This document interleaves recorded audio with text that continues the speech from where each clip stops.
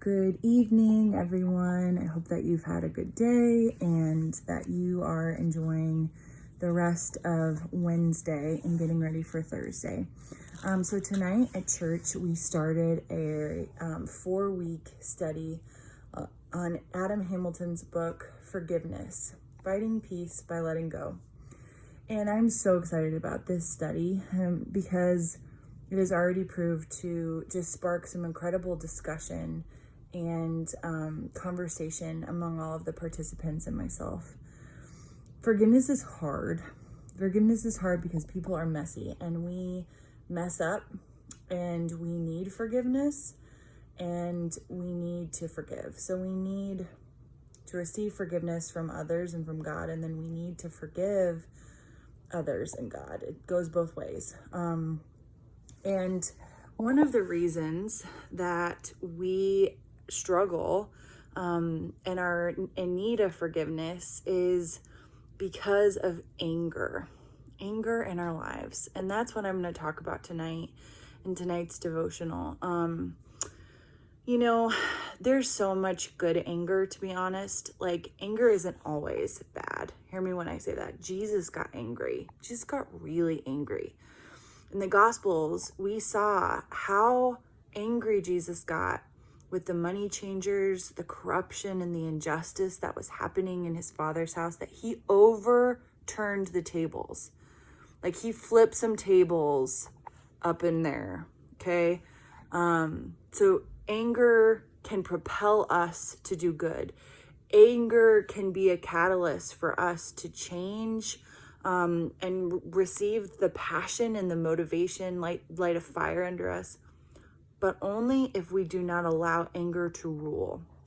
Only if we use anger and then let it go. We do not let it overpower and manifest to where it takes the reins. You see, there's a line, like an invisible line, if you will, when it comes to anger. And everybody kind of knows it's there, where there's a certain amount of anger that's okay, healthy. But then you start to act where you're like, oh no, like I'm crossing over into the dangerous place, And a fantastic example, like the OG example of how anger gets a foothold and takes over and causes real damage is the story of Cain and Abel in the Bible. So we're going way back, guys. Remember Cain and Abel? Genesis 4. That is our scripture reading tonight for tonight's study. Adam and Eve had a son, and his name was Cain. And Eve said, with the help of the Lord, I have brought forth a man. Later, Eve gave birth to Cain's brother Abel. Now Abel kept flocks, and Cain worked the soil. In the course of time, Cain brought some of the fruits of the soil as an offering to the Lord, and Abel also brought an offering, fat portions from some of the firstborn of his flock. The Lord looked with favor on Abel with his offering, but on Cain and his offering he did not look with favor. So Cain was very angry, and his face was downcast. Then the Lord said to Cain, why are you angry? Why is your face downcast? If you do what is right, will you not be accepted? But if you do not do what is right, sin is crouching at your door, and it desires to have you, but you must rule over it. Now Cain said to his brother Abel, let's go out to the field. While they were in the field, Cain attacked his brother, and he killed Abel. Then the Lord said to Cain, where is your brother? I don't know, he replied. Am I my brother's keeper? The Lord said, what have you done? And we'll end there. So Cain and Abel are the sons that Adam and Eve have in Genesis. And whether you want to take this story literally, or you want to still receive God's truth of this ancient Near Eastern tale about the dangers of anger, either way, God is clearly coming to Cain and saying, hey, I see you, and I see that you're flirting with danger. you're flirting with that line, Cain. And if you allow anger to take over, bad things are gonna happen, and people that you love are gonna get hurt. And that is just so the truth, right? Cain let his jealousy, his anger, his bitterness towards his brother take over, and it killed him. And so my question for you tonight is, where is your anger? Like, what threshold are we talking about, like, anger-wise for you? What's your threshold to anger? And what are the things in your life that get you the most angry?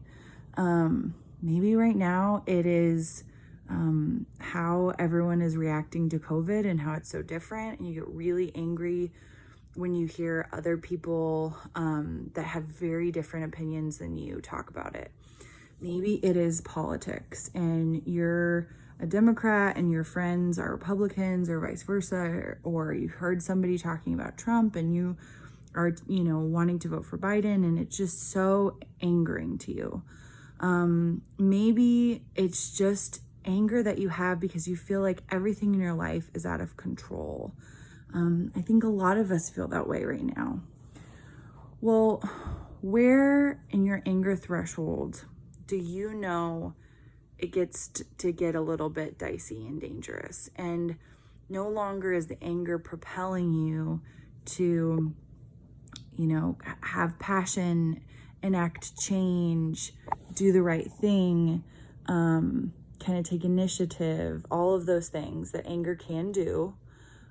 Process, heal. We know anger is a part of like the 5 stages of grief even. I mean, it's important to be angry sometimes. But when it takes over is when we say things we probably shouldn't have said. We can't get back. We can't take those things back. Or we do the things that we really shouldn't do, and then we feel terrible afterwards.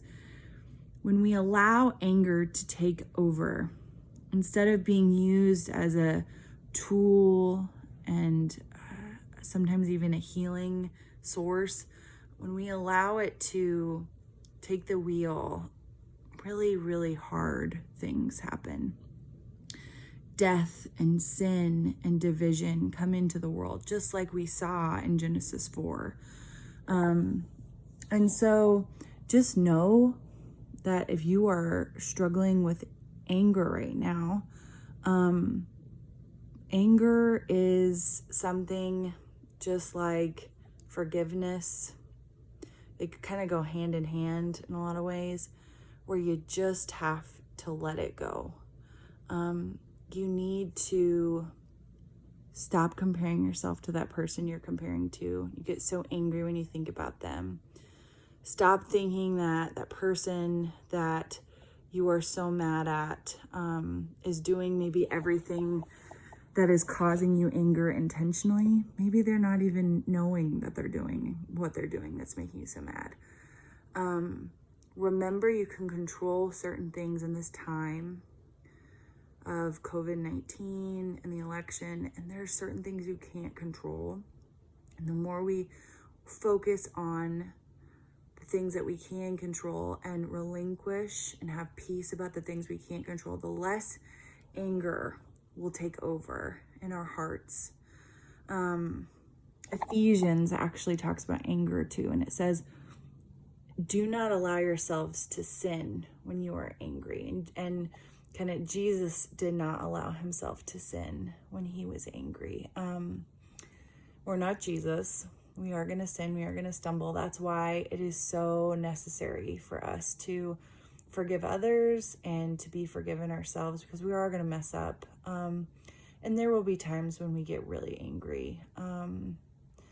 And maybe angry at our spouse, angry at our kids, angry at ourselves. That's a thing too, where we get really angry with ourselves and we harm ourselves from our anger. So just remember, like, tomorrow is a new day. Tomorrow is a new day. And you can work on giving some of that unhealthy anger to God. pray for peace. Pray for peace and, that namaste zen. Work on healthy doses of anger and let that anger kind of dissipate in the midst of your healing process. Because we're not supposed to stay angry. At the end of the story in the Gospels in Mark, when Jesus turned over the tables in the temple and he was so mad, he left, he taught, and he prayed. He prayed and he had so much love for the people in Jerusalem, for the disciples. So sometimes when we're angry, it's just because we want what's best for people and they're not doing what we know would give them life and life to the fullness. And I get that. But we are supposed to give our anger just like everything else to God. So try breath prayer maybe. Try some breathing exercises. Again, pray, give it to God. And really, really meditate and be mindful about the things in your life that you have control over, and just kind of relinquish and have peace with the fact that there's just certain things that are not worth staying angry about. It's just not worth it, because at the end of the day, it's you that suffers the most. It's the person who holds on to the anger and the hate that suffers ultimately the most. So I love you all. I'm rooting for you guys. We are all in this together. And again, my prayer is that we all we find peace in the midst of all of this chaos. I know it is possible because we have Jesus. See you on Friday. Bye.